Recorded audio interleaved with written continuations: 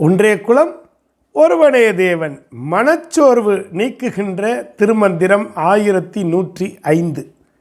இனியதன் மூளை இருக்கும் குமரி தனி ஒரு நாயகி தானே தலைவி தனிப்படு வித்தனல் சார்பு படுத்து தனிப்படு வித்துள்ளம் நாடி நின்றாளே.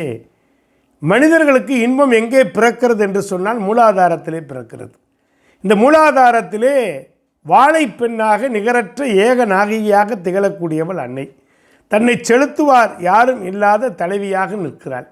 என்னுடைய மனச்சோர்வுகளை அகற்றி அவற்றினிலிருந்து வேறுபடுத்தி என்னை தனியனாக மாற்றக்கூடிய சக்தியும் அந்த வாழைப்பெண் தான்.